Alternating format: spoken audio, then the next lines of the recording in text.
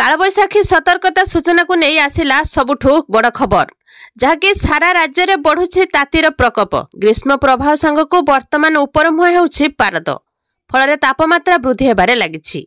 तेबे आगामी 3 दिन पर्यंत ग्रीष्म प्रभाव में कौनसी परिवर्तन नहेबार संभावना थिबा बेले तापमात्रा 2 ରୁ 3 डिग्री वृद्धि पाइपारे। तो सेहीपरि रातिर तापमात्रा मध्य वृद्धि पाइबो। एने भुवनेश्वर पाणीपाग विज्ञान केन्द्र पक्षरु आकलन करा जायछि। अन्यपटे चलित मास 30 ରୁ एप्रिल 1 जाए कालबैशाखी नहीं पाणीपाग केन्द्र पक्षरु किछि जिला को येलो वार्निंग जारी होइछि। एही समय बिजुली घड़घड़ी और वर्षा सहित 30 ରୁ 40 किमी बेगरे पवन बहिबार संभावना रहिछि। तेणु एहाको दृष्टि रखी भुवनेश्वर आंचलिक पाणीपाग केन्द्र पक्षरु विभिन्न जिला को येलो वार्निंग जारी करा जायछि।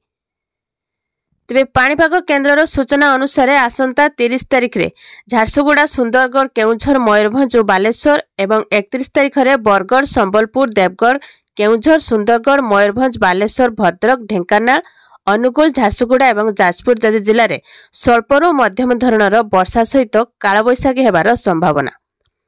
एसबु जिले में घंटा प्रति पवनर बेग 30 ରୁ 40 किमी बहिपारे।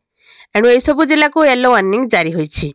तेबे पाणीपाग विभाग सूचना अनुसार आज सुंदरगढ़, झारसुगुड़ा, केउझर, मयूरभंज, बालेश्वर एवं देवगढ़ जिला को कालबैशाखीर संभावना रही। आपण माने केउ जिल्लारू देखुछंती कमेंट करके निहाती कहंतु आ वीडियो को लाइक कर दियंतु।